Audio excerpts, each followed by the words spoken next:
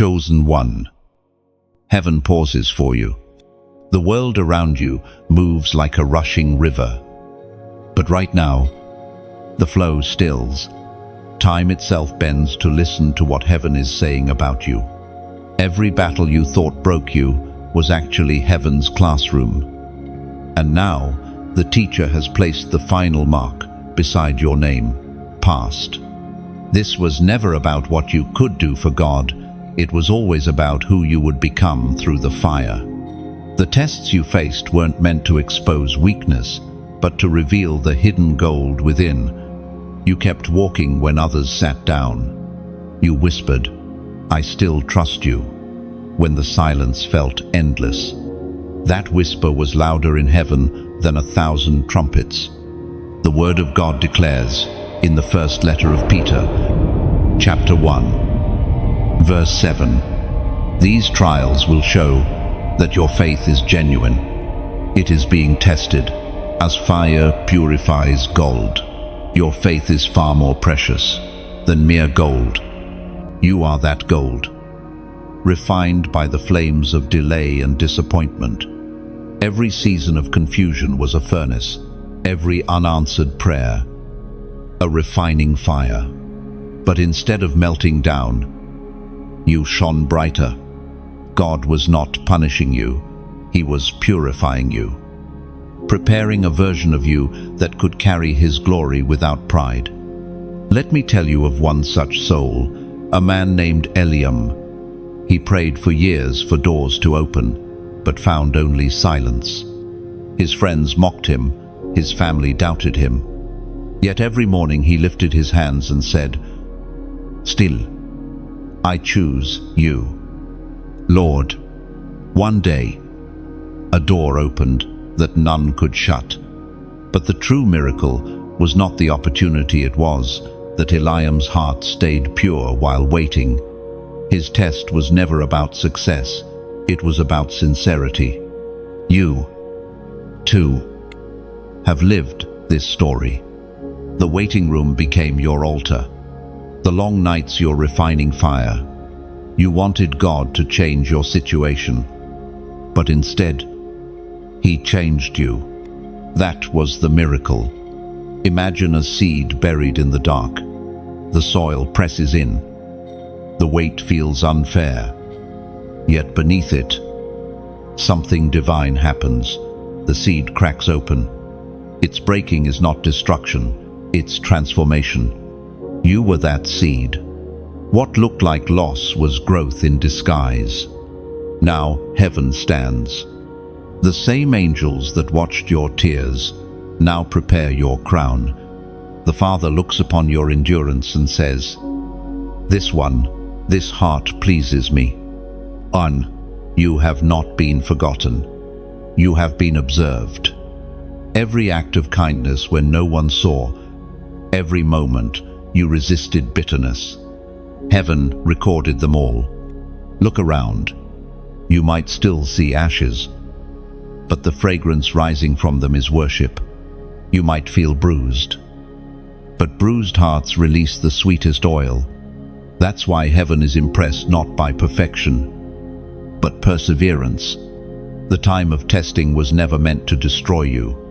It revealed what was already inside: faith, endurance, loyalty. You may have stumbled, but you never walked away. And that, to God, is victory. Chosen one, listen closely. You didn't lose time. You were being trained. You didn't waste years. You were building roots. God hid you because He was shaping something in you that applause could have ruined. So now, as you stand on the edge of a new chapter, feel the shift in the air. The storm has passed, but the strength remains. Heaven whispers, "Step forward. You've passed the test of faith and integrity when no one was watching." If this message resonates in your soul, it's because heaven is confirming what your spirit already knows. You've crossed over. The old chapter has closed. The King is pleased. Before you scroll away, take a moment to honor what just happened in the unseen realm. Type 777 inches, the comments as your seal of completion, your prophetic act of agreement that this season of testing has ended. If these words found you at the right time, share them so another weary warrior might realize their test is also about to turn. And if you haven't yet, subscribe so you won't miss what heaven is about to unfold next. The silence was never abandonment, it was admiration. The waiting was never punishment, it was preparation. You passed the test, and heaven is still talking about the beauty of your heart. And now, new doors await, crafted for the version of you that endured the fire. Step boldly, heaven walks beside every move you make. Your story becomes someone else's survival guide. Share it.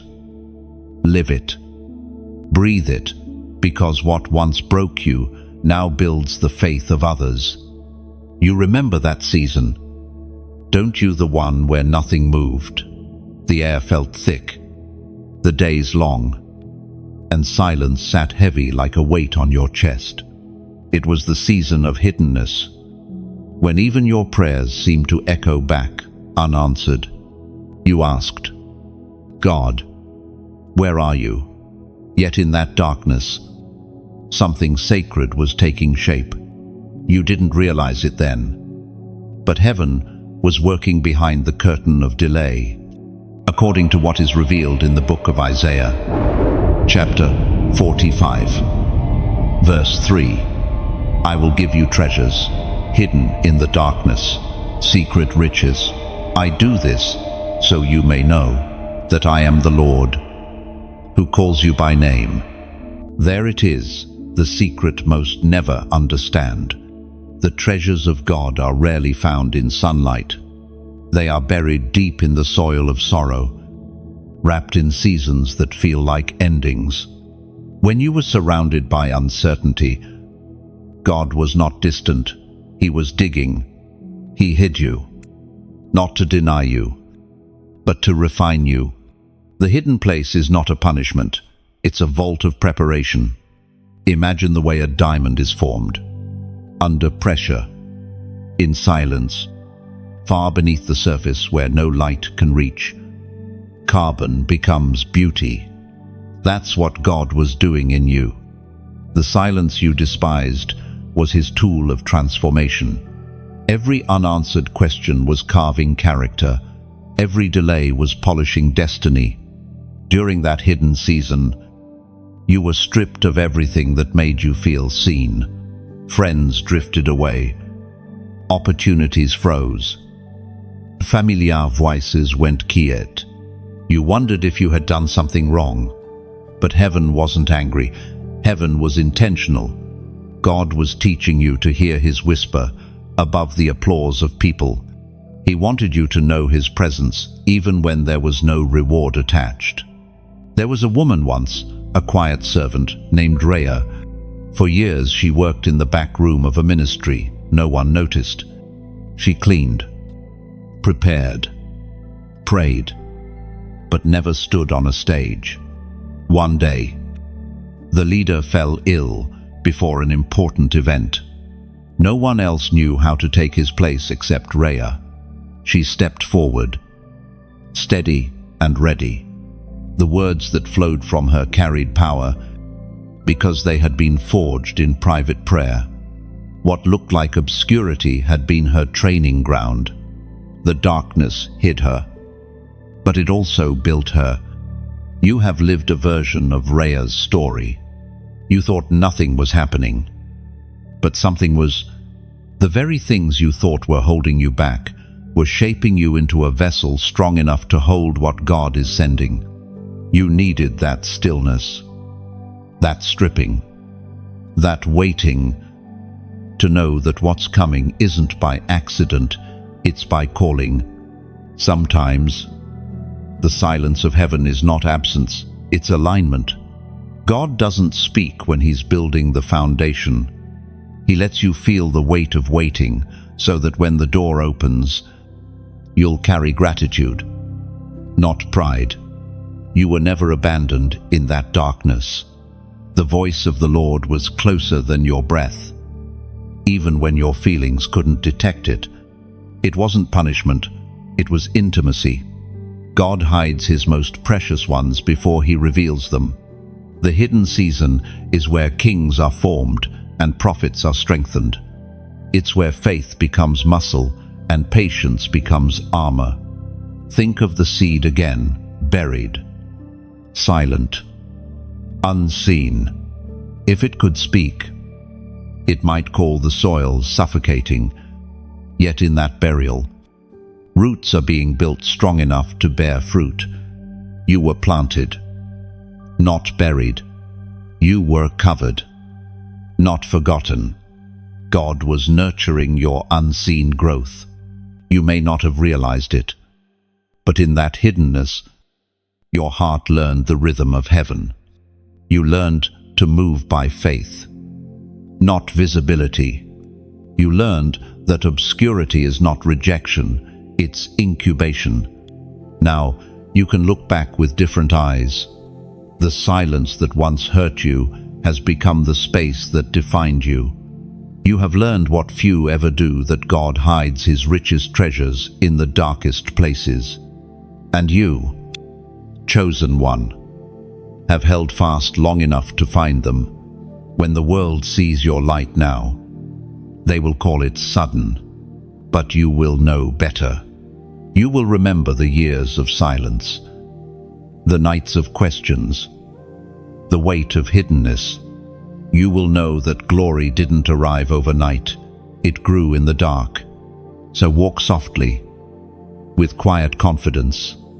You no longer need to demand visibility, for heaven already knows your name. The treasures you gained in that secret place, wisdom, humility, endurance, are worth more than any applause could ever give. You are emerging from the shadows, carrying light that only the darkness could teach you to hold. There are tests. No one sees quiet battles fought in hallways of thought, in late-night wrestlings when no audience watches. You've lived through them. You've smiled while bleeding inside, choosing faith when fear would have been easier. Heaven saw every silent victory. These were not moments of weakness, they were moments of revelation. You were being measured in secret, not for performance, but for purity. In those unseen struggles, when your prayers returned empty and the promises seemed delayed, you thought you were losing ground, but the opposite was true.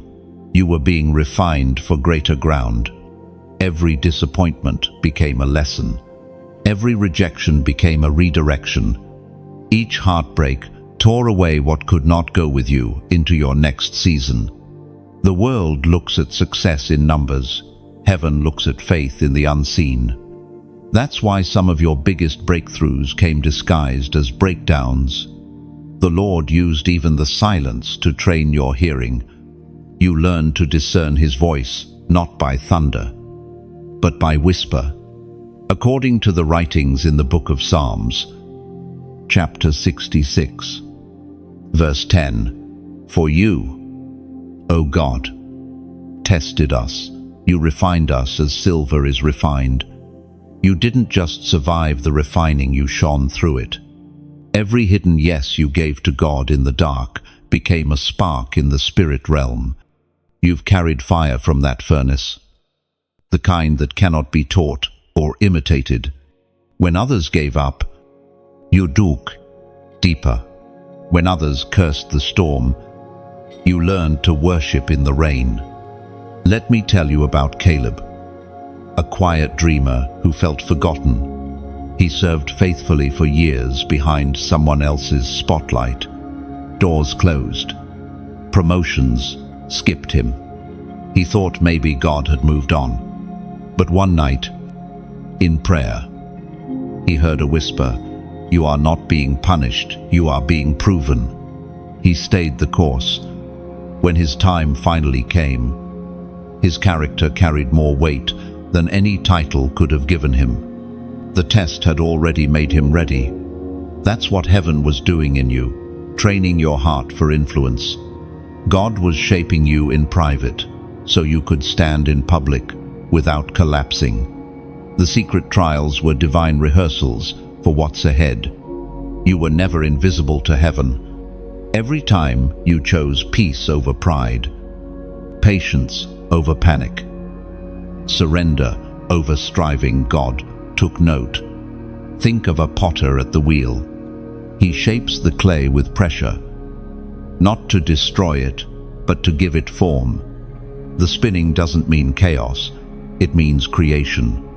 When your life felt like it was spinning out of control, the potter's hands never left you. The pressure you felt was proof of his care.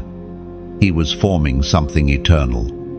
Now that the shaping is almost complete, you can feel the difference.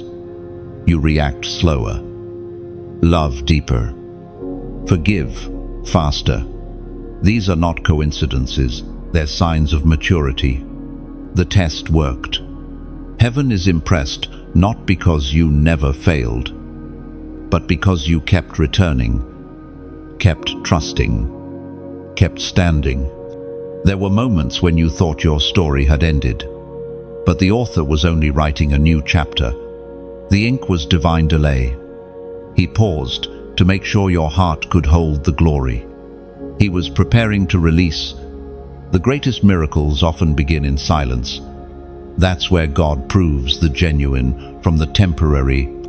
And you, chosen one, have proven yourself genuine. If this message resonates deeply within you, write in the comments, "I'm still standing." Say it as a testimony, not of perfection, but of perseverance.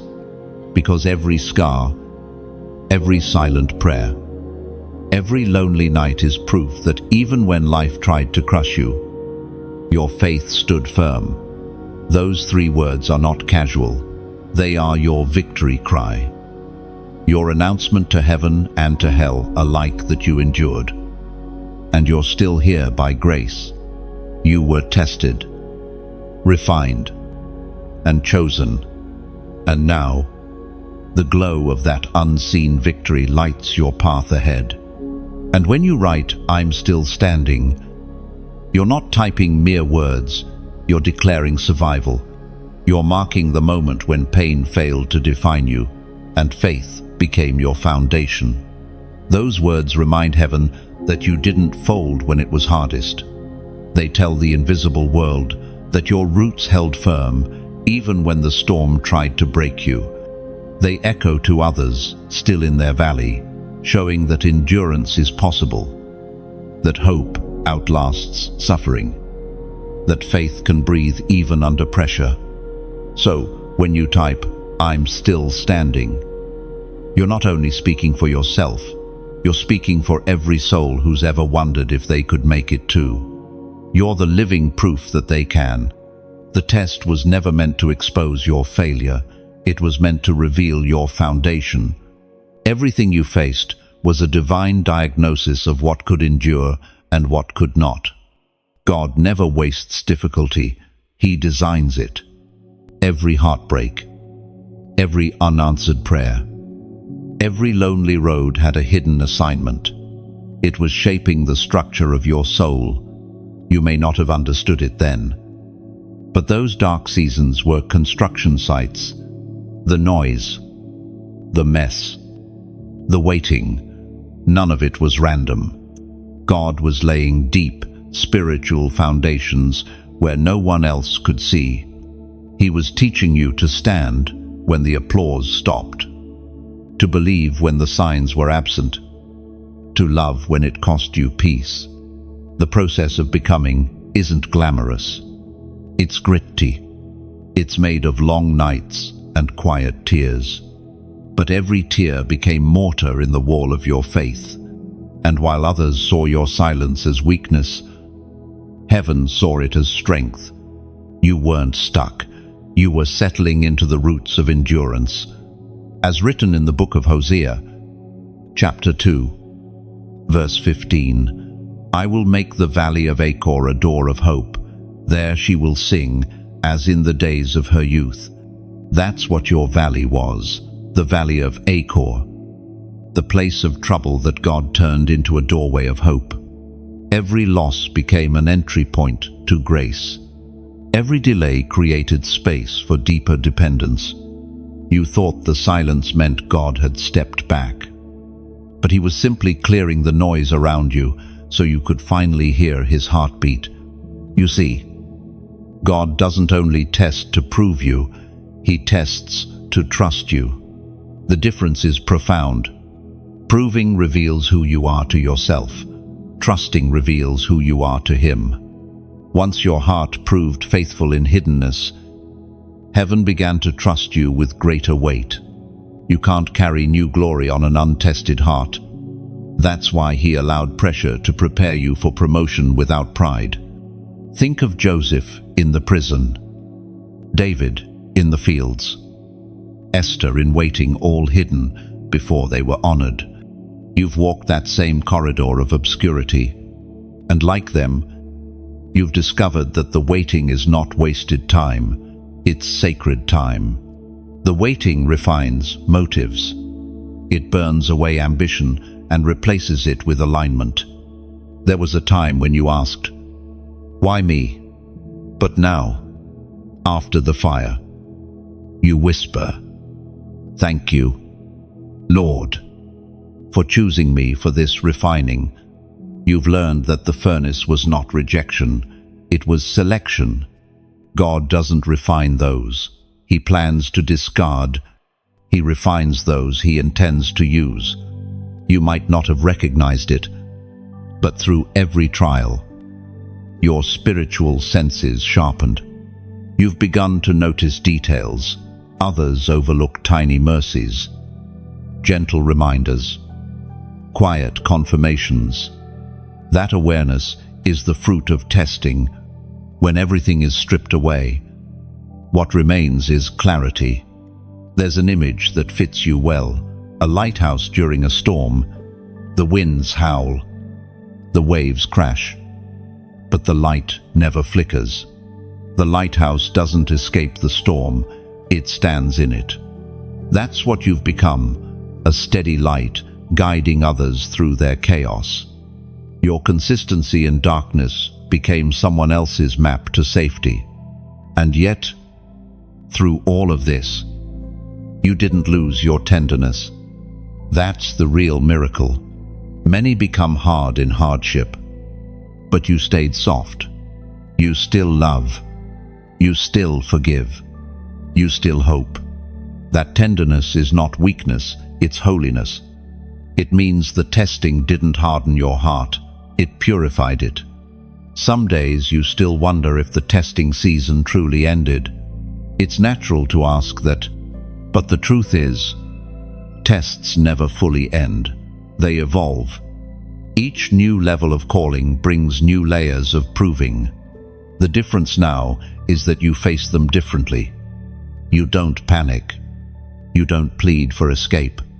You understand that testing is evidence of purpose. So you walk through new storms with old wisdom. You've learned the rhythm of trust, the inhale of surrender, the exhale of peace. You know how to find God in the silence now. How to recognize his fingerprints on what once felt like chaos. Every trial was a teacher. Every tear, a textbook. Every silence, a sermon. You didn't just survive them, you studied them. And now, you carry the curriculum of endurance written into your spirit. When others look at you, they might not see the battles you've fought, but heaven does. Heaven knows that every scar tells a story of faith that refused to die. You've become a testimony in motion, a walking reminder that God's refining process works. So rest in that truth tonight. The test has done its work. You are not who you were when it began. You are steadier, wiser, and infinitely more radiant. The valley that once broke you has become the garden where your worship now grows. You didn't just pass the test. You became the evidence that God's refining fire produces beauty. There's a shift taking place now. You can feel it quiet, but certain, like the dawn stretching across the horizon after a long night. You've walked through the hidden places, faced the tests that few ever saw.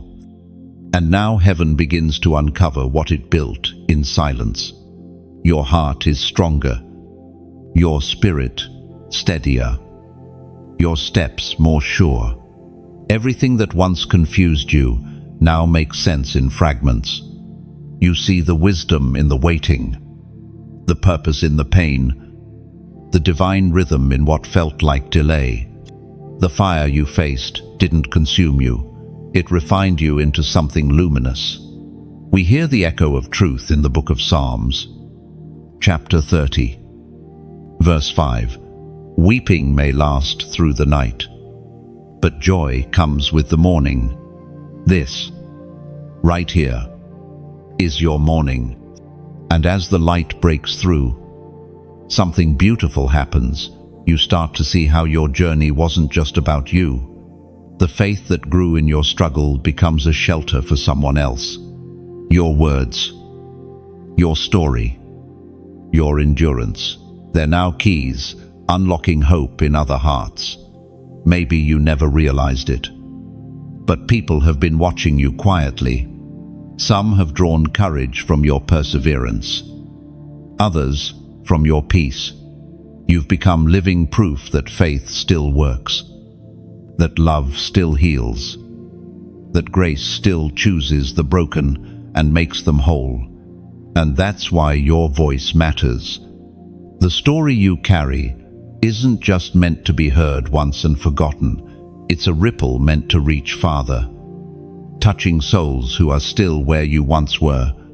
If this message has stirred your heart, take a quiet moment to like and share it. Think of it as lighting another candle in the dark. The flame you pass on could be the only light someone sees tonight. And if you haven't yet, subscribe to stay part of this growing circle of light. Each message is another spark of encouragement. Together they form a constellation of hope across hearts and continents. But there's something deeper too, a chance to partner with the message in a tangible way. Imagine this, a stream running through a dry valley. Every drop added keeps it alive. Your willingness to support this flow through prayer, encouragement, or even a small donation is like pouring water into that stream. It's not obligation, it's overflow. You're helping the current of faith continue, reaching places we may never walk ourselves. Each gift, no matter how small, is a pebble dropped into eternity. The ripples go farther than eyes can see. It's a gesture that says, I believe in this light. Let it keep burning. Oh, there is no requirement, no demand, only invitation. You've received freely. And if your heart feels led, you can give freely. Your generosity keeps this light shining, reaching souls who might never step into a church, but still crave a touch from heaven. Some people give through prayer, others through sharing, and some through financial support. However you choose to give, you're adding oil to the lamp, keeping the lighthouse burning for those still searching for shore. Take this moment to breathe. Reflect on how far you've come, how much has changed. Every word spoken here, every truth that touched you, it's part of a bigger story. And now, you have a chance to shape how that story continues. You've been refined, restored, and renewed. The next step isn't about striving, it's about sharing. Let what healed you become healing for someone else. So if this message has blessed you, let it continue to flow like a river that never demands, but always gives. Like, share, subscribe, or donate only as your heart desires. No pressure, no expectation, just participation in something sacred, because every light needs another flame. And sometimes, your single spark becomes the fire that warms 1,000 hearts. And when you give, do it quietly, like rain that nourishes without noise. What flows from your heart in secret becomes harvest in someone else's desert. When you share, it's not about spreading content, it's about scattering seeds. Each share may fall on soil you'll never see but still bloom in ways heaven counts. When you subscribe, think of it as anchoring to a rhythm of light, a gentle reminder that you belong to a circle of faith that keeps growing brighter. And when you give again, give joyfully, because giving is worship in motion. It's gratitude with wings. It's your way of telling heaven, the light that found me will not stop with me. So the story continues. Your light joins countless others, forming a sky of mercy where every spark becomes someone's sunrise again. There's something sacred about divine recognition, the moment when heaven, after long silence, finally speaks your name aloud. You've been walking faithfully, unseen, uncelebrated, yet always consistent. And now, a holy shift begins. What was whispered in private will soon be confirmed in public. The same God who tested your heart is now revealing his pleasure over it. Every step you took in obedience became a seed of remembrance. You didn't know it, but angels have been collecting those moments, your quiet sacrifices, your restrained words, your hidden worship. Nothing was wasted. Heaven's record keeper wrote them all down in ink that does not fade, as declared in the book of Nahum, chapter 1, verse 7. The Lord is good, a stronghold in the day of trouble. He knows those who trust in him. No, he knows you. That simple truth changes everything. When God knows you, not just your name, but your nature, your scars, your motives, then every battle finds meaning. You never needed to prove yourself to people. You were already known by heaven. And being known by God means being marked for favor. You may have felt overlooked, but you were never unseen. Heaven's timeline often runs slower than human expectation, but it never runs late. While you waited, heaven was arranging. While you prayed, heaven was positioning. The silence was simply strategy. Imagine this, a sculptor chiseling stone. Each strike looks violent, but it reveals shape. That's what your refining felt like. Each disappointment, each delay was a divine chisel forming purpose out of pressure, what others saw as breaking. God called becoming. Now comes the unveiling. Doors that were locked for years begin to open. Opportunities arrive not because you chased them, but because your integrity attracted them. What's happening isn't coincidence, it's recognition. Heaven is honoring what it once hid. I recall the story of Leora, a woman who spent years serving in quiet faith. She led no stage, carried no title, yet her home became a sanctuary for others. She prayed when others forgot how. She gave when she had little. One day, a stranger knocked at her door, a family she had once prayed for long ago. They came not to ask, but to thank. They told her, "Your prayers saved us."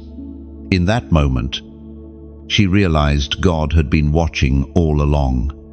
You are in that same season of recognition, The harvest is not coming as applause, it's coming as confirmation. The same God who saw your waiting now sends reminders that your endurance was not in vain. There's a stirring in the spirit, a subtle but certain sign that heaven has shifted attention toward you. You may feel the atmosphere change. Prayers that once felt heavy now feel lighter. Burdens that once seemed endless now begin to lift. That's not imagination, it's divine timing. You've been through the valley. You've carried the cross of waiting. And now the fragrance of obedience is rising to the throne. Heaven is moving on your behalf. But pause here for a moment. This is not the end of your journey. It's a transition from testing to trusting. When God starts rewarding faithfulness, He also releases responsibility. The new season isn't about proving yourself anymore. It's about stewarding the blessing with humility. You'll begin to notice divine alignment, people placed in your path, resources unlocked, ideas revived.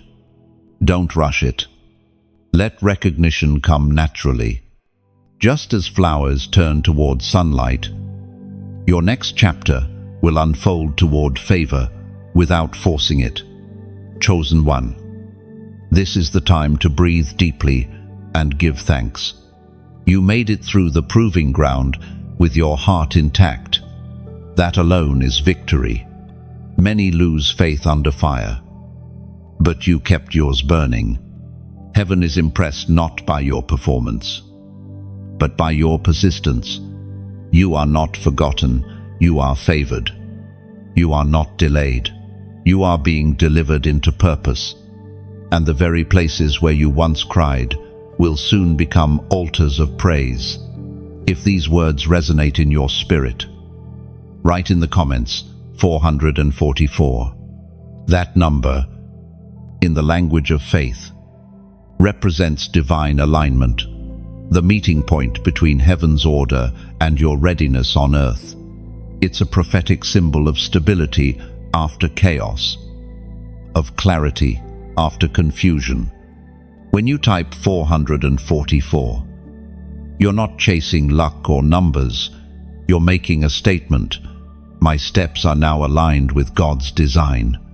It's your way of saying, I trust the timing, even when I don't see the full picture. So, type it as a quiet prayer, in motion, 3 digits that echo a bigger truth. You've moved from waiting to walking, from testing to timing. Let it be your digital amen, a gentle way of whispering to heaven, I'm in alignment. You've come through fire without the smell of smoke. The same God who kept you hidden is now bringing you forward, not for fame, but for fulfillment. Recognition is here, not from men, but from heaven itself. Walk softly, with gratitude, because heaven isn't just watching anymore, it's responding. There's a sacred honesty in remembering when others walked away. You can recall their faces, their voices, the moments when you reached out and found only empty air. Those seasons carved something deep within you, a strength born not from pride, but from pain. You didn't realize it then. But what felt like rejection was actually redirection. Sometimes, heaven clears your circle before it crowns your calling. Not everyone who starts with you is meant to finish with you. And though it hurt, though it made you question your worth, that separation was mercy disguised as loss. God never subtracts without a purpose. He only removes what can't carry the next blessing. We find these words recorded Proverbs, chapter 19, verse 21. Many are the plans in a person's heart, but it is the Lord's purpose that prevails. You had plans for who would be beside you.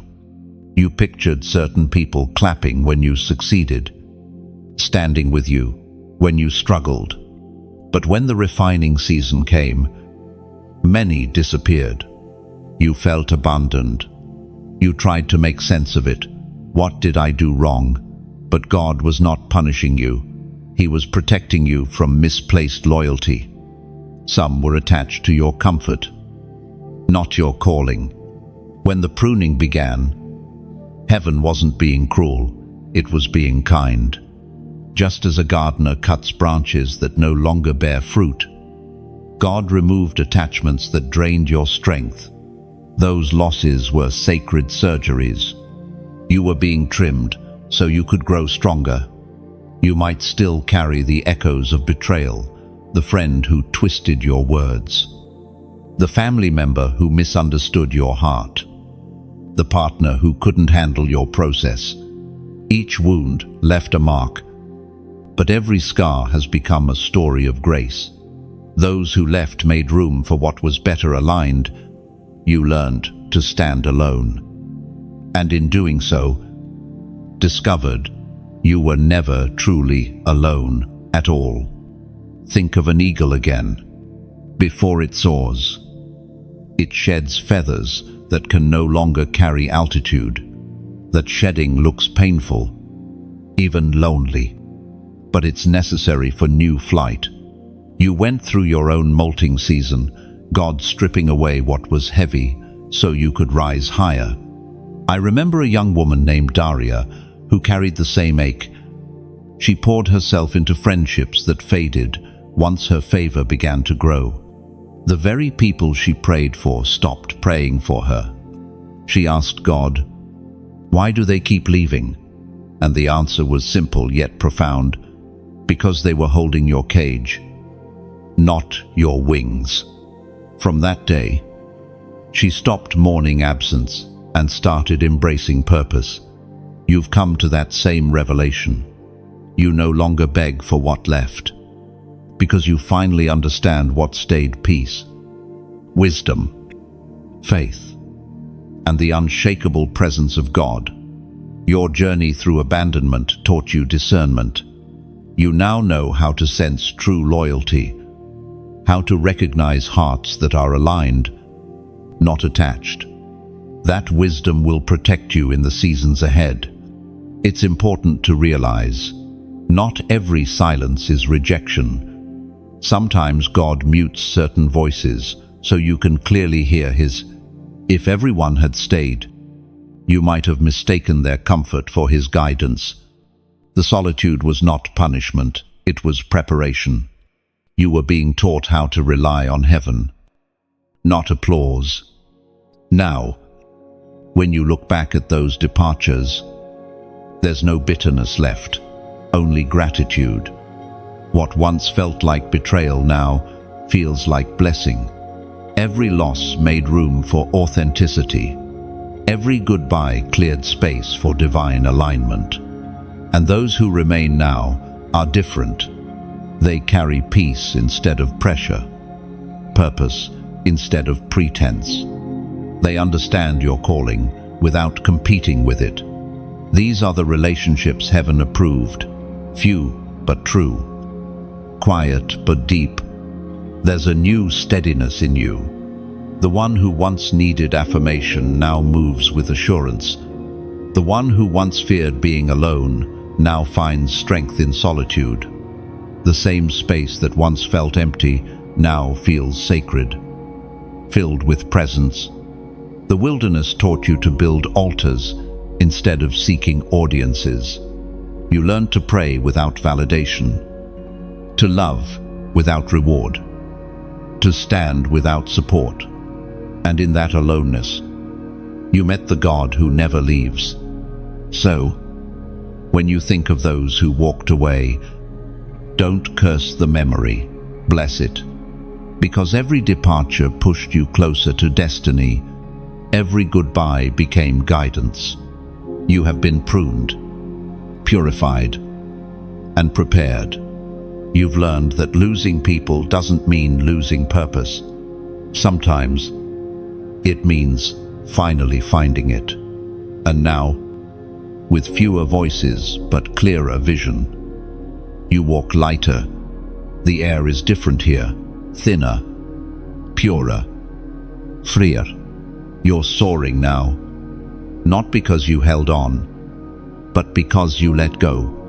There are seasons when the fire burns hotter, when the heat feels unbearable, and the questions outnumber the answers. You've lived through one of those seasons, the refiner's fire. It was not just a poetic phrase, but a lived reality. Everything familiar began to fade. What used to comfort you no longer worked. It felt like God had turned up the intensity just when you were already at your limit. But the truth is, the fire never comes to destroy. It comes to distinguish. We find in the book of Zechariah, chapter 13, verse 9, "I will bring them through the fire and refine them like silver and test them like gold. They will call on my name, and I will answer them." The fire came to reveal what was real. Anyone can worship in calm waters, but the true depth of faith shows in the storm. When you were pressed beyond logic, when your heart was stretched to breaking, when nothing made sense, you still whispered his name. That whisper was not small to heaven. It was holy defiance. It was the sound of faith, refusing to die. The refiner's fire is not a place of comfort, it's a place of transformation. It strips away illusion and leaves only essence. You discovered that faith isn't always loud.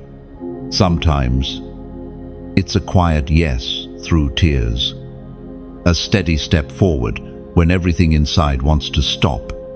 Think of gold in a furnace. It doesn't shine while it's burning. It looks molten, shapeless, rough. But the refiner watches carefully. He never steps away from the heat. The moment the metal reaches perfection, he pulls it out. That's what God did for you. He watched. He waited. He refined. Every disappointment was a degree of heat. Every unanswered prayer was a temperature rising. And every surrender became purification. You thought the fire would consume you, but it revealed your resilience. You learned that being chosen doesn't mean being comfortable, it means being prepared.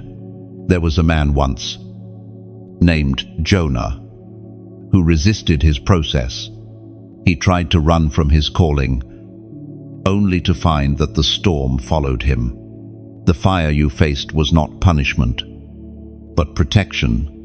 It kept you from drifting too far from purpose. When you could no longer control the situation, you learned to surrender. That surrender was your breakthrough. You began to see that the same flames that frightened you were forming you. They burned away insecurity, pride, fear, and the approval of people. The fire purified your motives until your heart aligned fully with God's. What remained after the burning was authenticity, pure gold faith. And just like purified gold, you now carry more value. You shine, but differently. Your glow is not from ease, but from endurance. It's the quiet glow of someone who's been through the heat and found holiness in the process. Sometimes, the fire isolates before it illuminates. You noticed how some people faded away when the heat rose. Not everyone can stand beside you during purification. God didn't remove them because they were evil. He removed them because they couldn't handle your refining season. What was burning you was also exposing them. The refining fire also taught you silence. When everything within you wanted to explain or justify, you learned to rest in God's knowing. That stillness was sacred. It showed trust deeper than words.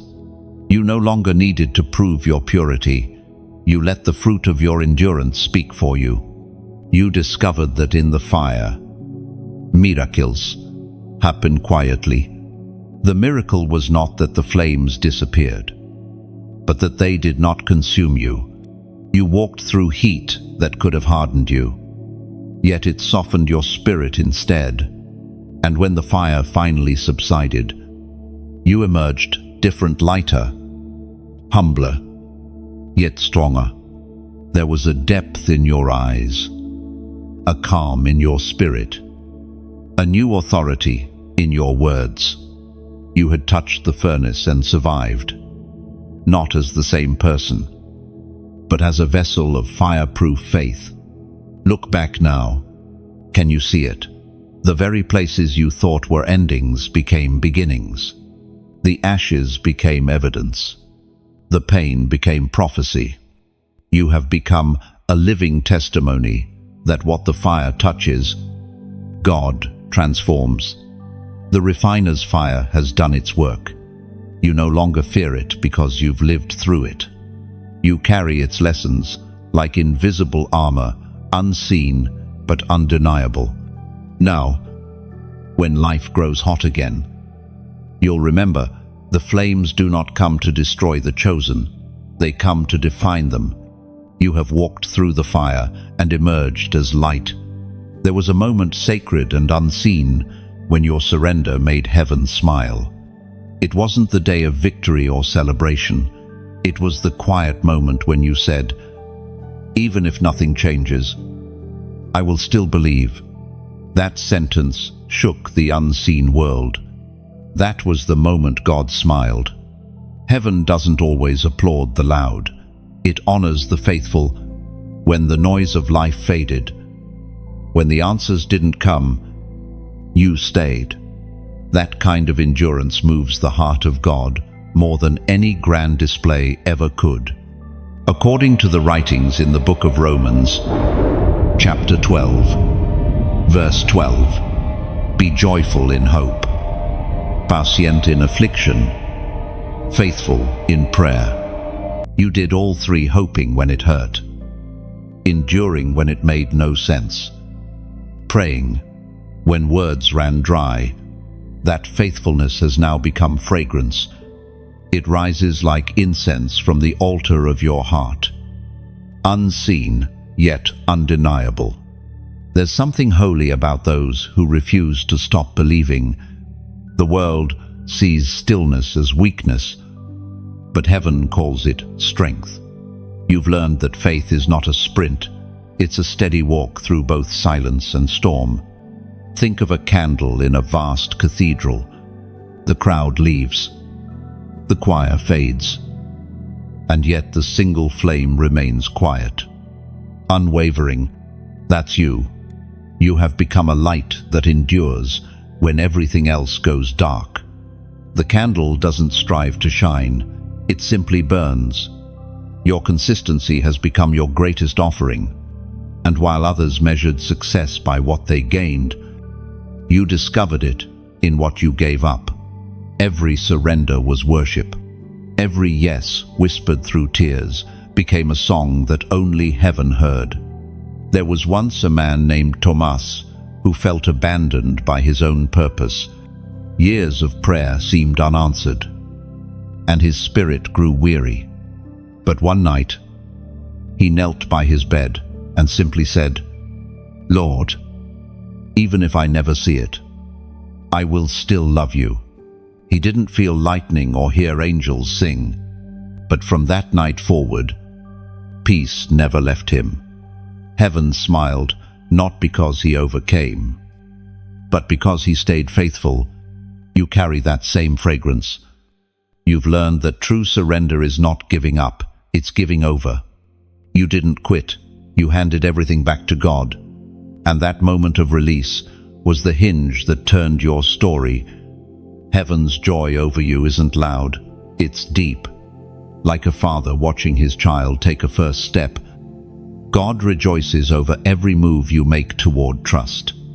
You didn't have to be perfect, you just had to stay pliable. You've done that. This is why your atmosphere feels different now.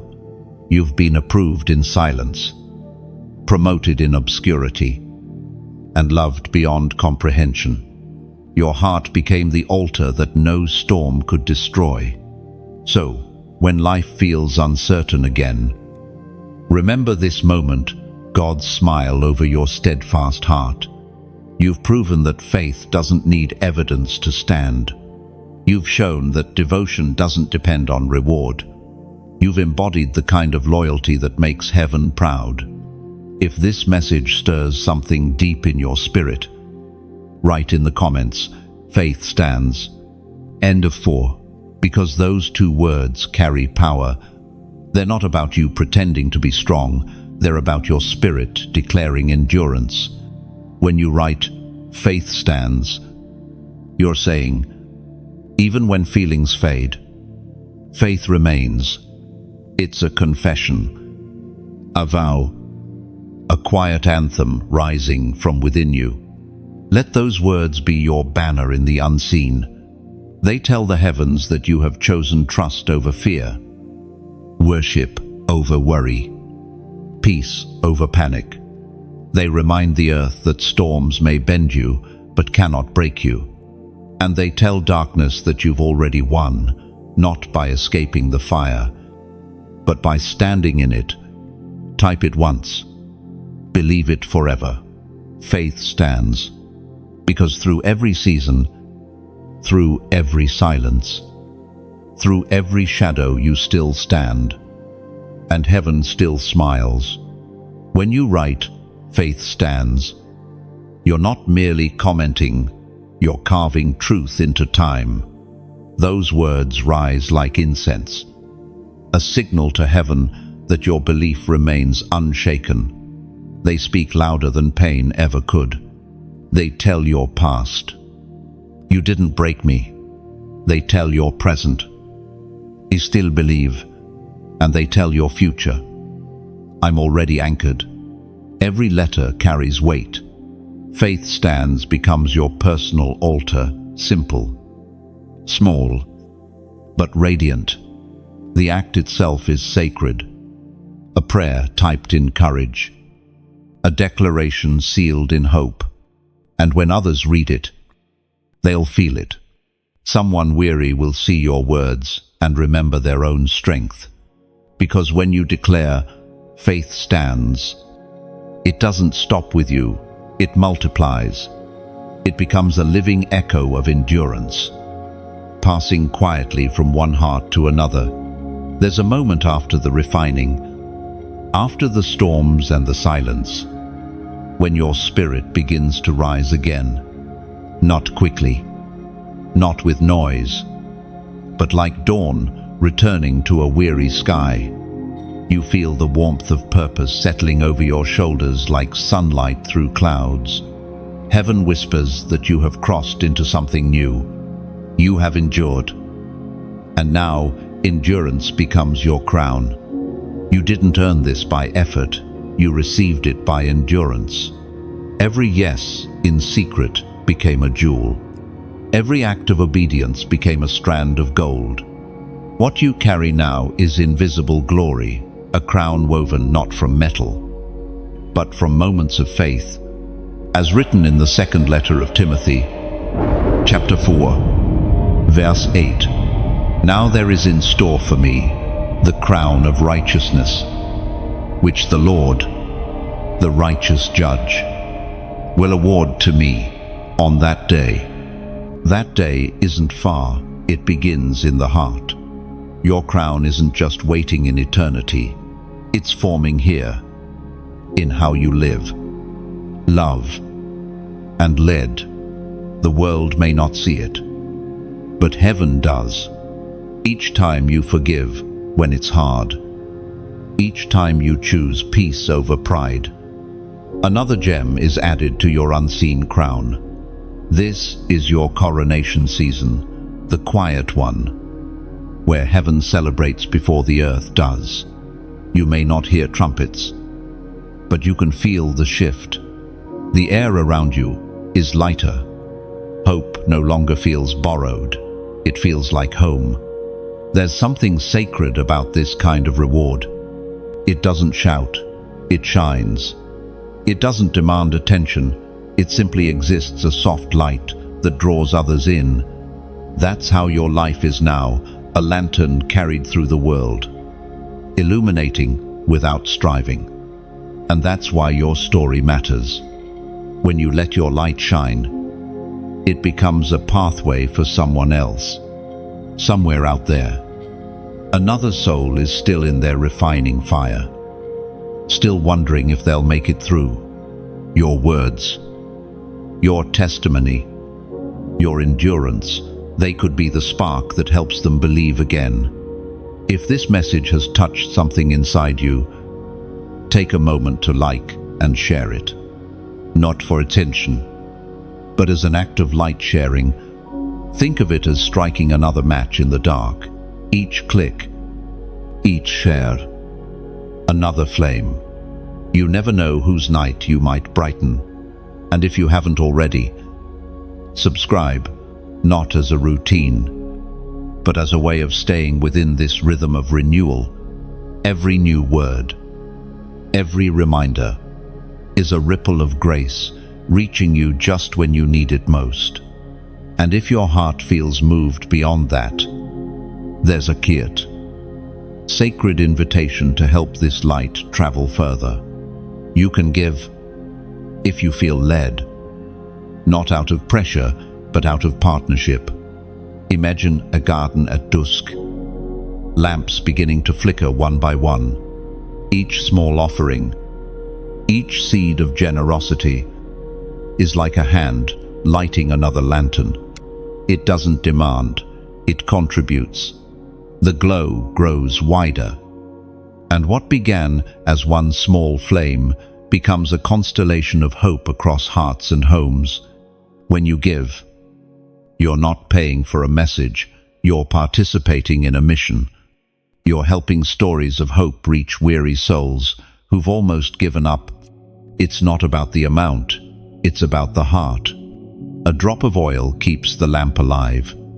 A single seed can feed an entire field. And even if you can't give financially, your prayer, your encouragement, your share, they are gifts too. Each act of kindness adds warmth to this growing circle of light. You've walked this journey long enough to know that the most beautiful things are born from choice, not coercion. So if your spirit stirs to support, do it freely, joyfully, knowing that every gesture becomes a bridge for someone else's breakthrough. We are all keepers of light. Some carry candles, others carry oil. But together, we make the world a little brighter, a little softer, a little more like heaven intended. And as you move forward wearing this invisible crown, remember, giving, sharing, supporting, they are not obligations, but expressions of the royal heart within you. You were crowned to contribute, not by force, but by freedom. So let your generosity flow like a river that never demands yet never runs dry. Like, share, subscribe, or give only as your heart desires. For in every act of kindness, your crown shines brighter, and somewhere, heaven smiles, because light has found its way from your heart into another's night. And when that light reaches another soul, it circles back, multiplied, like echoes of grace returning home. What you give in love never leaves you, it grows wings. Your light has begun to disturb the darkness, and that's why the atmosphere around you feels different. The battles that once came quietly now seem to rise louder. It isn't because you've done something wrong, it's because your presence exposes what cannot remain hidden. The brighter the flame, the more the shadows move. You may have noticed the resistance, the strange tension, the unexplainable heaviness that lingers after moments of peace. Don't fear it.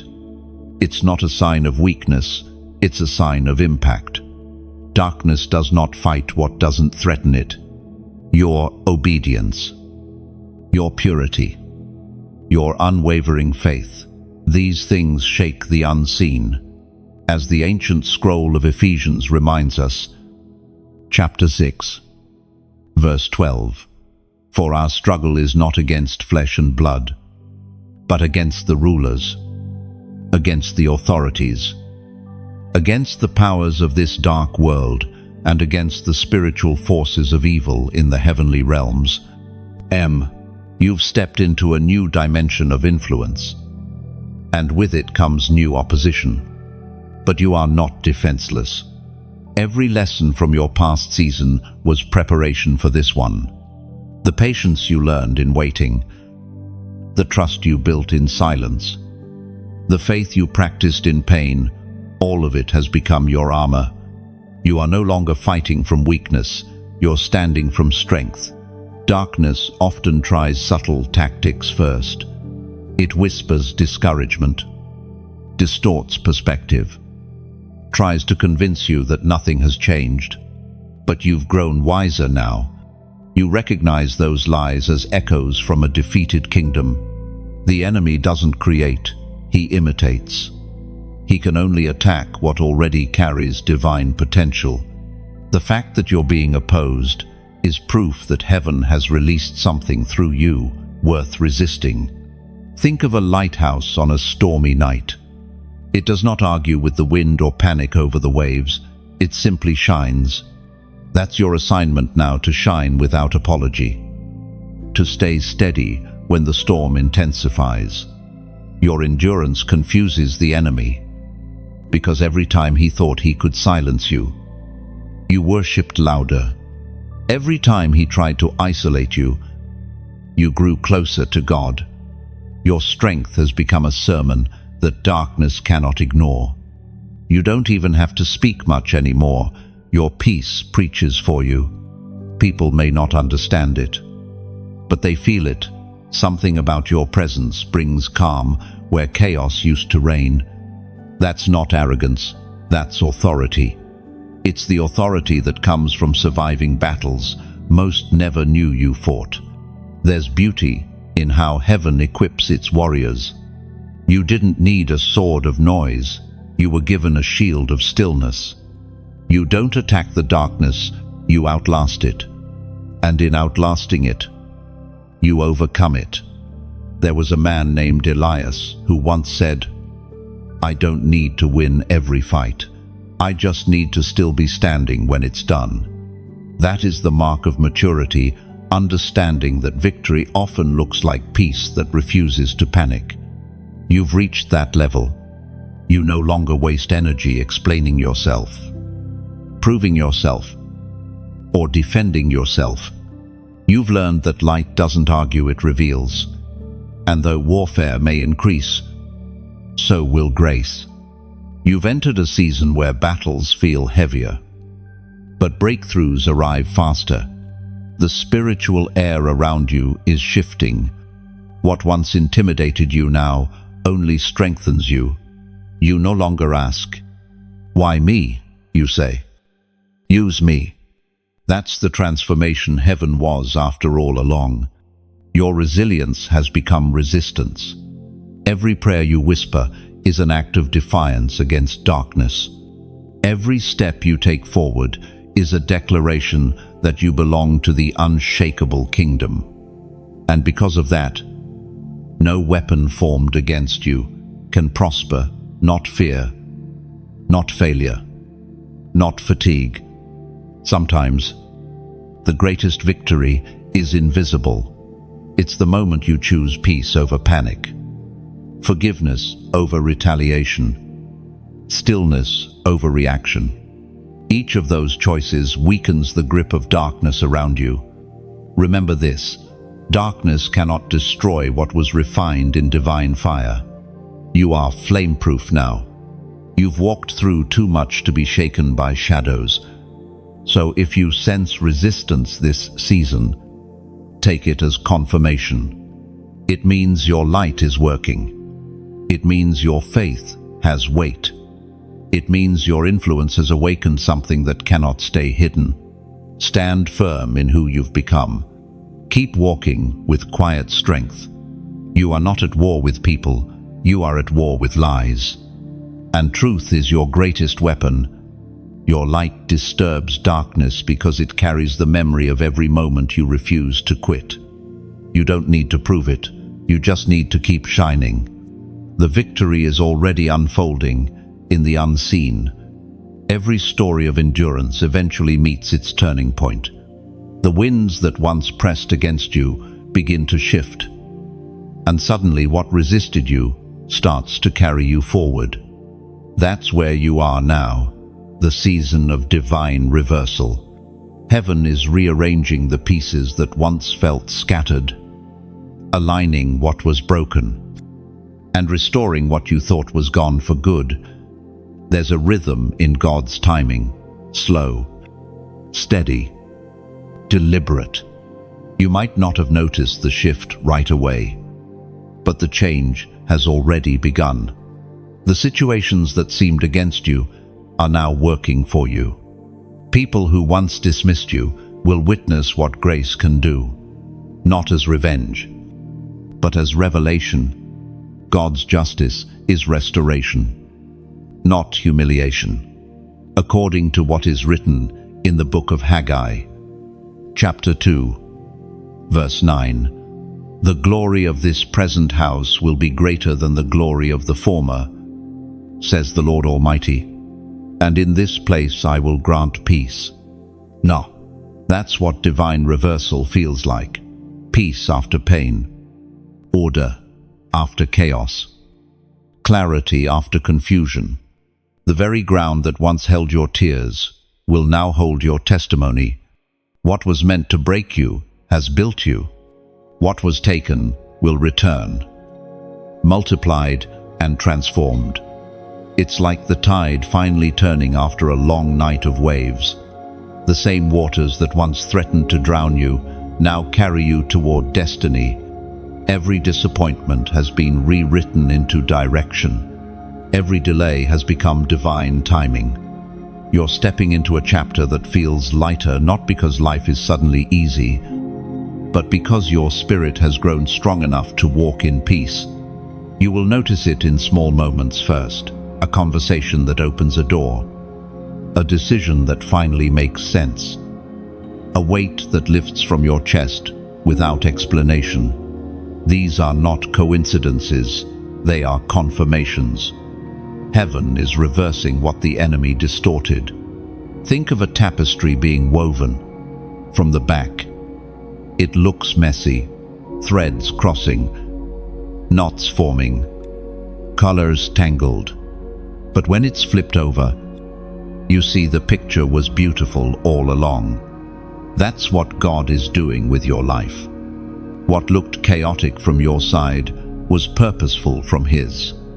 He never lost control. He was creating masterpiece through mess. This is the season where God begins to repay you in peace. Not always in possessions or platforms, but in something far more precious: clarity, stability, rest. You'll find yourself thanking Him for the very things that once brought you pain, because now you see the wisdom in them. I remember a man named Arian. For years, he felt forgotten, passed over for promotions, ignored for his faith. But he stayed faithful. One day, the same company that overlooked him called him back, not to apologize, but to offer him leadership. The system that had rejected him became the stage for his redemption. Arian didn't boast. He smiled. He said, "I didn't chase vindication. I just stayed consistent." That's divine reversal. And it's happening for you too. The season of almost is ending. The era of not yet is closing. The word now echoing in heaven over your life is fulfilled. This is why the air feels different lately. You can sense it without seeing it, an internal knowing that something has turned. What once resisted you is now responding to you. Favor has recognized your name. You are not stepping into a lucky break. You're stepping into divine alignment. Every unseen seed of obedience has matured. The harvest is not random, it's righteous. But remember, Divine reversal is not just about receiving, it's about revealing. God reverses things so others can recognize His hand. Your life becomes proof that He restores. You become a walking promise that no loss is wasted.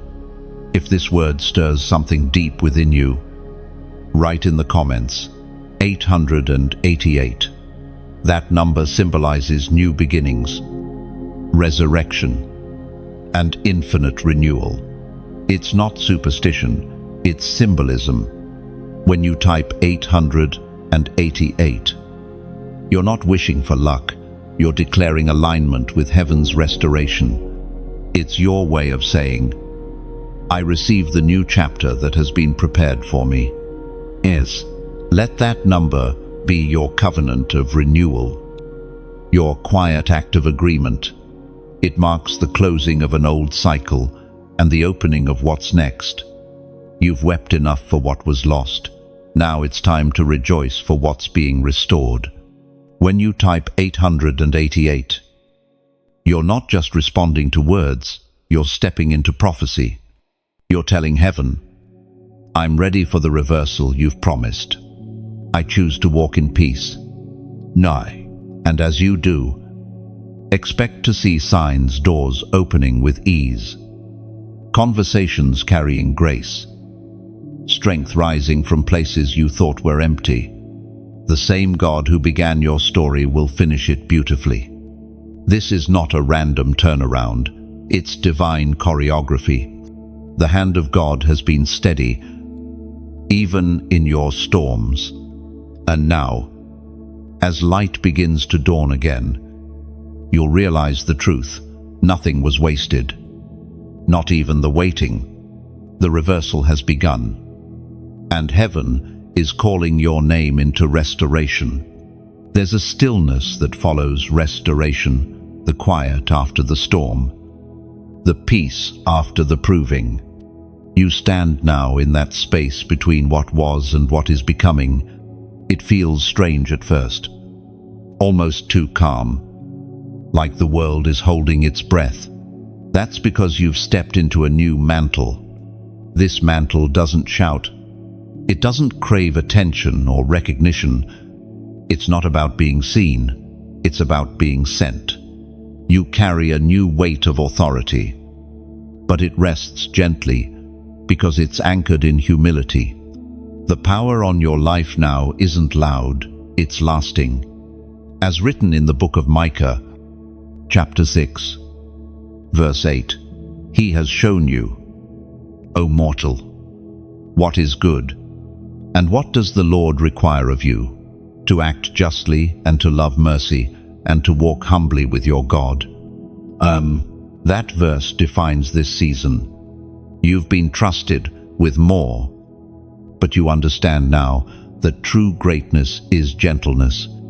The mantle you wear is not a symbol of status, but of service. You have power. Yes, but power under control. You've learned that influence without integrity is noise, and favor without humility becomes a trap. That's why God allowed the refining to make sure your heart could carry the weight of what's next without losing tenderness. The new mantle is not about striving, it's about surrender. It's about letting your life speak where your words once did. You don't have to announce who you are anymore. The peace around you, the grace in your tone, the steadiness of your steps, those things speak louder than titles ever could. Think of Moses when he came down from the mountain. His face glowed with the residue of glory, not because he tried to shine, but because he had been with God. That's you now. You no longer chase light, you reflect it. The ones who truly carry power rarely need to prove it. They move quietly. But when they enter a room, peace follows. That's how you've begun to walk. You don't seek validation from people anymore. Your confidence comes from communion. There's a beauty in balance, strength and softness existing in the same soul. You've become both lion and lamb, bold when needed, gentle when called. The storms that once made you fearful now remind you of your training. You no longer flinch when winds rise. You recognize their sound as familiar. The mantle you carry is not decoration, it's responsibility. It's the quiet, knowing that every word you speak carries weight, that your choices ripple beyond sight. You've been trusted to influence not by volume, but by vibration. Your presence changes atmospheres because you've learned to stay aligned. There's an image that captures this moment. A shepherd walking through the valley at dawn. He doesn't need to shout to lead. His flock follows because his presence is steady. That's what leadership in the kingdom looks like. Consistency, compassion, conviction. You've also learned to guard your peace. You no longer chase every conversation or answer every critic. You understand now that not every battle is yours. Wisdom has replaced reaction. Grace has replaced defensiveness. The mantle you carry filters your words, guiding you to respond, not react. This maturity didn't come easily. It came through tears, through silence, through stretching seasons that humbled you to the core. But now, you're ready not to conquer, but to cultivate. You've become a builder of hearts, not just a breaker of barriers. And as you walk in this new mantle, the world around you begins to shift subtly. People sense safety in your presence. They open up. They find healing without even knowing why. It's because you carry something pure presence that has passed through pain and emerged peaceful. There's no need to rush this season. Let the mantle settle. Let it mold to you. Its purpose will unfold naturally through divine appointments and gentle nudges. The same God who placed it on you will guide you in using it. You are stepping into a rhythm of grace, no longer striving for moments of recognition, but flowing in continual purpose. The mantle will fit perfectly because it was tailored by heaven itself. So walk softly, but walk boldly. You carry peace that commands storms to still, wisdom that doesn't shout, and authority that doesn't intimidate. You are proof that true strength bows before it builds. This is the beauty of the new mantle power wrapped in humility. Leadership born from love. You no longer serve from fear, you serve from fullness. And everywhere you go, heaven moves quietly through you. Heaven is not silent anymore. You can feel the applause of the unseen, the quiet, holy sound of recognition that vibrates in your spirit. It isn't loud like the cheers of men. It's deeper, steadier, almost like a heartbeat pulsing through eternity. This is heaven's celebration, the acknowledgement of a soul that has endured, obeyed, and emerged faithful. You might not hear the applause with your ears, but your heart knows it. It feels like peace settling where chaos used to live. It feels like breath returning after years of holding it in. It's not pride, it's release. It's heaven saying, "We saw it all, and it was beautiful." As written in the book of Hebrews, chapter 6, verse 10, God is not unjust. He will not forget your work and the love you have shown him as you have helped his people and continue to help them. Every unseen act of kindness, every hidden moment of intercession, every small obedience that no one clapped for, it all reached heaven. The angels witnessed your perseverance. The Spirit recorded your faith. And now heaven rejoices. Not because you succeeded, but because you stayed. Heaven's celebration doesn't come in noise, but in nearness. When God draws close after a long silence, that's applause. when peace settles into places once filled with panic. That's heaven standing. When joy returns quietly, almost shyly. After years of mourning, that's the sound of angels smiling. You have become a living hallelujah. Your endurance has turned into worship. You didn't just survive your story, you sanctified it. Every hardship became an altar. Every tear a testimony. And now, the heaven you once prayed to has leaned in closer, celebrating the story that your obedience wrote.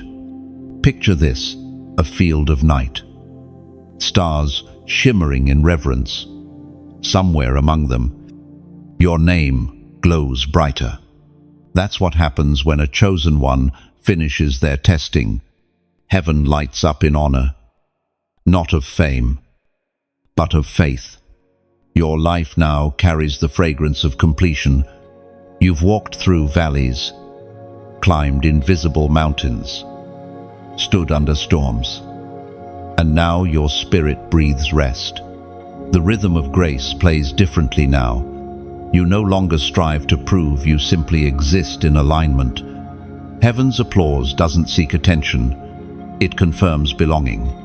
You belong to the ones who endured, the quiet warriors who carried light through the longest nights. And now that light shines clearer than ever, you may not realize how much heaven values endurance. In a world obsessed with speed, heaven celebrates steadiness. In a culture that prizes noise, heaven honors consistency. You have both, and that makes you rare. This celebration is not about reward, it's about recognition. The Father smiles not because you never failed, but because you never stayed fallen. You got up again and again, even when no one saw. That persistence built something eternal inside you, character that outlasts comfort, peace that outshines pain. There's a divine mystery in how heaven celebrates. When angels rejoice, the earth shifts slightly, opportunities open, favor finds you, joy becomes your default language.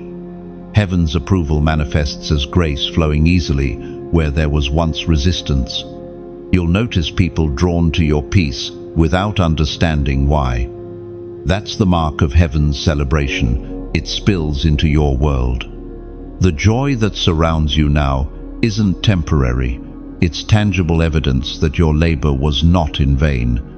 Heaven claps differently.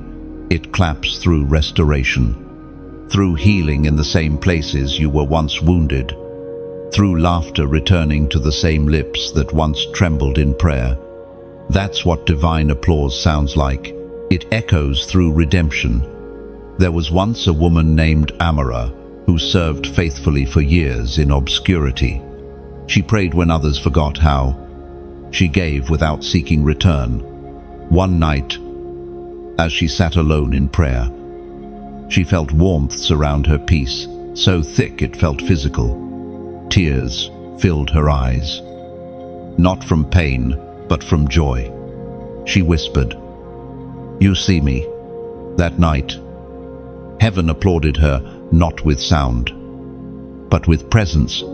You've reached that same moment. You don't need loud confirmation anymore. You live from internal certainty. Heaven's applause has already reached you, and it will not fade. Now, walk gently in this grace. You've entered the celebration of completion, the quiet dance of those who've endured well. You no longer chase favor. Favor follows you. You no longer beg for peace. Peace breathes within you. And one day, when you stand before the throne, you'll recognize that same silence you feel now, the holy hush of heaven's approval, that soundless celebration that says everything without saying a word. Heaven is clapping for you, even now, softly, steadily, eternally. There comes a moment in every journey when the purpose becomes clear, not through thunder, but through tenderness. You've walked through the shadows, carried fire through storms, and stood in silence when others fell away. Now, as the light of fulfillment touches your path, something sacred awakens within you, a desire to give back what you've gained. This is not obligation, it's overflow. It's what happens when gratitude grows roots and turns into generosity. You've been filled, and now the cup runs over. Heaven doesn't ask you to repay, only to release. It is written within the sacred texts of Matthew, chapter 5, verse 16. Let your light shine before others, that they may see your good deeds and glorify your Father in heaven. Those words are not about showing off, they're about shining on. The healed heart cannot help but illuminate. The soul that has seen grace cannot stay silent about it. You've reached that season. The blessings that once felt heavy now feel light enough to share. The peace that once seemed rare now flows freely through you. You've become the vessel, the bridge, the echo of all that heaven has poured into you. If these words have spoken to you, you can show it in the simplest ways, like share, comment, subscribe, or give whatever feels right. But think of each of these not as digital actions, but as sacred symbols. When you like, imagine placing a candle on an altar, one tiny flame joining thousands, brightening the room for someone who's still finding their way. When you share, it's like tossing a bottle across the sea. You'll never see where it lands. But one day, somewhere, someone will open it and find hope folded inside. When you comment, think of it as adding your voice to a quiet choir. A few words typed in sincerity, perhaps. I'm here. I receive. Or even just a heart. Become a note that blends with others to create a song of faith across the world. When you subscribe, you're choosing to sit again by the fire. Every story that follows becomes another ember, keeping the night from swallowing the light. And when you give, see it not as parting with something, but as planting something. You're placing a seed in the soil of souls, where it will bloom unseen but certain. Each offering, no matter how small, whispers, "Let this light reach further than me." You are not required to do any of this. You are invited.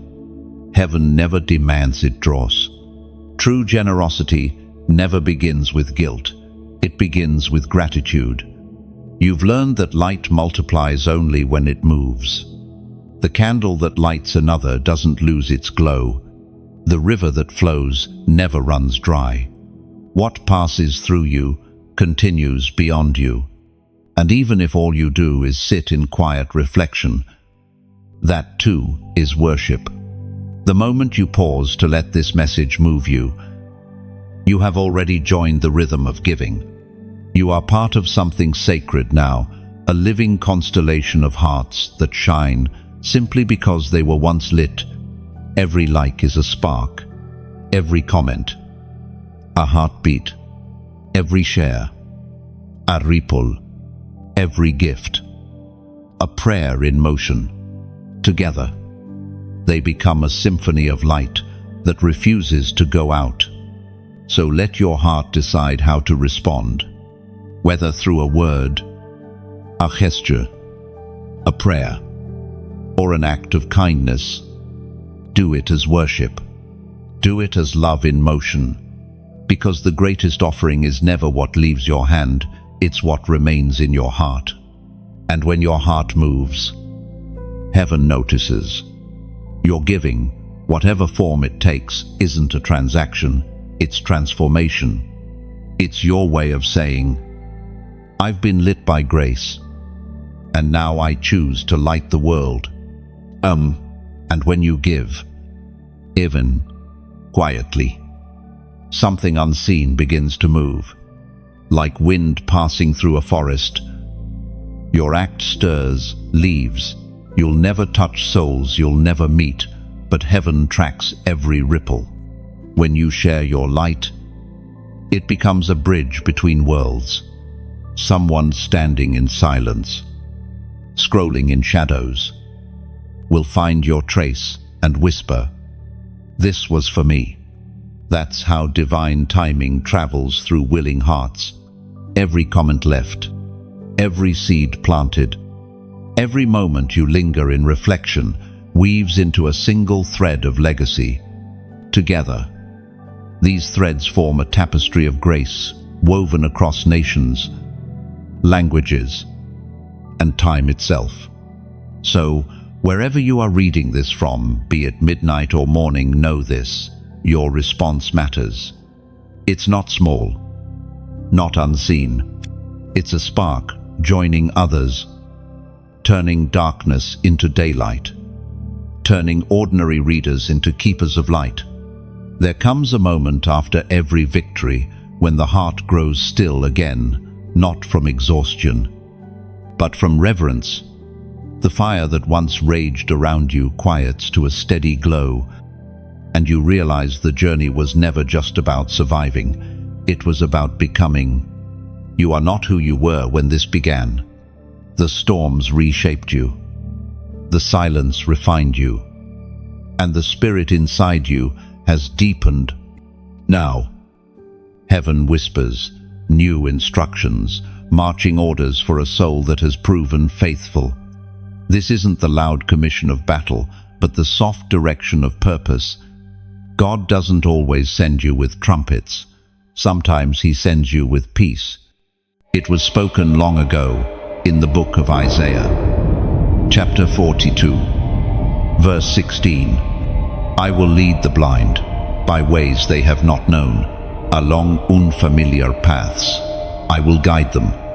I will turn darkness to light and make rough places smooth.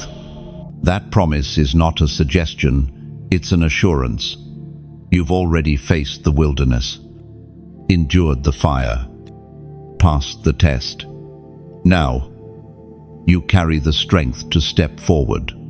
The next season will not demand the same fight. It will require faith expressed through wisdom. Marching orders from heaven often begin with stillness. The pause before movement, the listening before leading. God calls you now to move differently, to act from assurance, not anxiety, from discernment, not impulse. The world runs on urgency, but you have learned heaven's rhythm, steady, surrendered. Sure, the next phase of your calling will not look like the last. You'll find yourself drawn to new places, new faces, new responsibilities.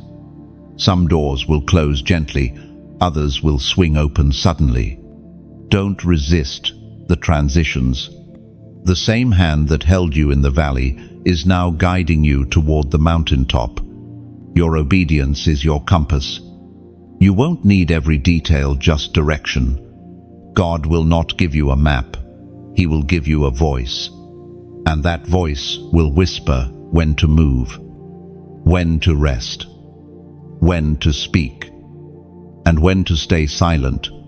This season calls for spiritual maturity, the kind that listens more than it reacts. You've seen enough to know that not every opportunity is assignment. Not every platform is purpose. The enemy loves distraction wrapped in blessing. But you've learned discernment through delay. You can now tell the difference between open doors and detours. Imagine a general at dawn, standing at the edge of the battlefield, not fearful, but focused. The dawn light glints off his armor, not because it's new, but because it's been polished by use. That's you. You fought, but now you lead differently. Your weapons are not panic or pride, they are prayer and peace. You've been entrusted with more now, souls who will draw strength from your steadiness, hearts that will heal in your presence, people who will find direction through your calm. That's the weight of the mantle you carry, not a burden, but a balance, a responsibility born from revelation. These marching orders will often come quietly, a nudge in prayer, a line in scripture that lingers, a conversation that feels divine. You'll sense the wind of heaven shifting you, not away from who you are, but deeper into what you were made for. And as you move, don't forget what you've learned, the lessons of silence, the strength of surrender, the beauty of endurance. These are not leftovers from the past season. They are tools for the next. Use them well. You are not returning to old ground. You are advancing to higher territory. And every step you take is guided, guarded, and graced. Walk with confidence, but stay humble. Lead with courage, but remain gentle. Move boldly, but rest often. These are your marching orders, to live as one who has seen the fire and carries its light, not its smoke. The world will feel your presence before it hears your name. Because those who walk with heaven's direction don't need to announce themselves. They simply arrive, and things shift. The same God who brought you through will now bring you into, and as you obey his whispers, you will find that every command carries comfort, and every step forward is surrounded by his unfailing presence. March on. Chosen one, your orders are clear. Move in peace. Lead in love. And never forget who walks beside you. You move now with quiet confidence. Every breath you take is a declaration that you are guided. Not guessing, moving under orders written by grace itself. And as you go, remember, obedience is not heavy when it's held by love. Walk on. Heaven marches with you. The journey nears its close. Yet something in you knows this is not an ending, it's an awakening. The road that once felt endless now stretches gently toward light. You walk with steady steps, not because everything is clear, but because trust has replaced fear. What began as a calling has become communion. You no longer chase destiny, you walk beside it. There's a strange beauty in arriving at peace after years of pursuit. The very battles that once made you tremble now make you thankful. Every trial became a teacher. Every silence, a sanctuary. You've learned that God's greatest work often happens behind the scenes, beneath the noise, between the prayers, as written in the book of Revelation, chapter 3, verse 8. I have placed before you an open door that no one can shut. I know that you have little strength, yet you have kept my word and have not denied my name. 1. This is that open door, the one your faith has been knocking on for years. It's not a door of escape, it's a door of emergence. It leads not away from the world, but deeper into your assignment within it. You've been prepared not for comfort, but for calling. The path beyond this door will not require striving, only surrender. You don't have to push it open, it's already unlocked. Heaven isn't asking you to perform, it's inviting you to participate. The journey ahead flows from intimacy, not industry. You've reached the place where prayer feels like breathing, where worship is no longer an event but a lifestyle. You no longer wait for miracles, you live in them. You no longer measure success by what you achieve, but by how much peace remains when everything else fades. There's a gentle strength in you, now a grace that doesn't need noise. You carry quiet authority, the kind that speaks through presence, not position. People will sense it before they understand it. They'll feel the calm around you and wonder why. That's what happens when someone lives in alignment with heaven's rhythm. Your story has been a circle of grace. You began with calling, passed through refining, endured the proving, and now you stand in revelation. The circle closes, not in finality, but in fulfillment. Everything you lost was never wasted. It simply transformed into wisdom. Look at yourself now. You carry the shine of survival, the calm of conviction, and the fragrance of faithfulness. You are both warrior and worshipper, scarred, but sacred, refined, but radiant. Heaven isn't looking at your scars with pity, but with pride. Each one is proof that grace works.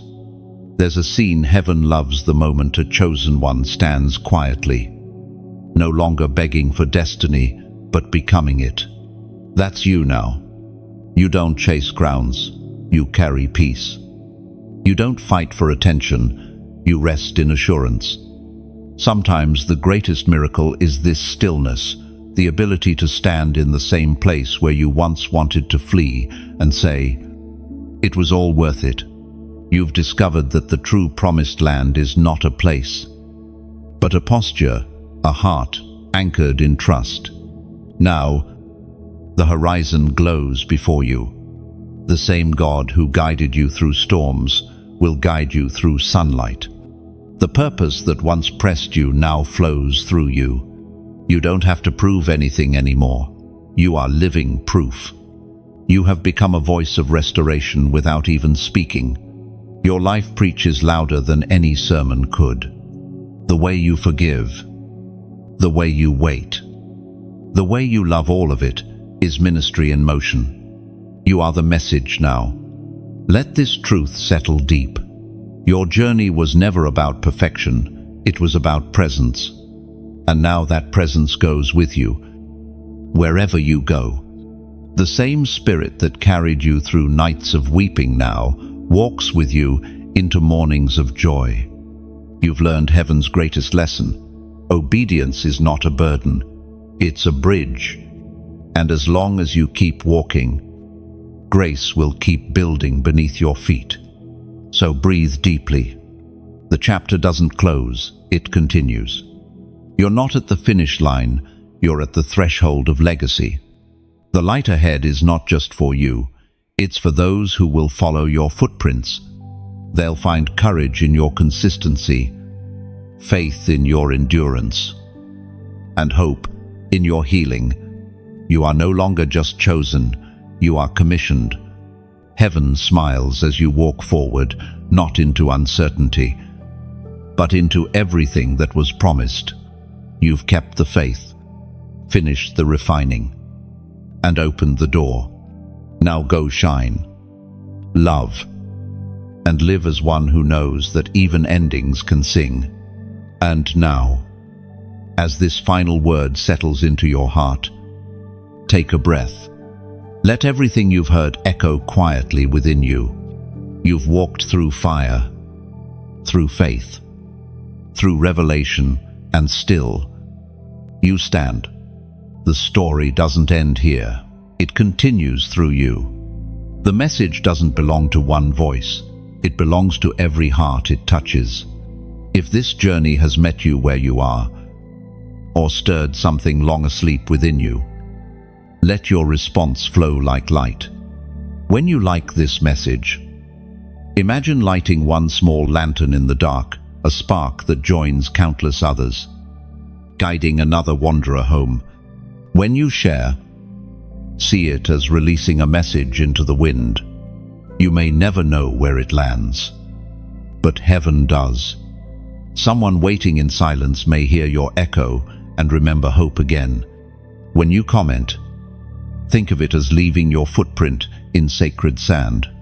Maybe you'll write, "Still standing, I believe," or simply, "A heart, whatever rises naturally." Each word you leave behind becomes a quiet testimony that light found you here. When you subscribe, it's not just to stay connected, it's to stay within the rhythm of peace. Every new message is another flame kindled in your night. A whisper that says, "You are not forgotten," and if your heart feels moved to give, let it be gentle and free, not out of duty, but out of delight. Picture placing a drop of oil into the lamp of this message, helping it burn longer and reach further. Your gift, whether a prayer, a word, or a seed, becomes part of the light that keeps shining long after this moment ends. There is no demand here, only invitation. No pressure, only presence.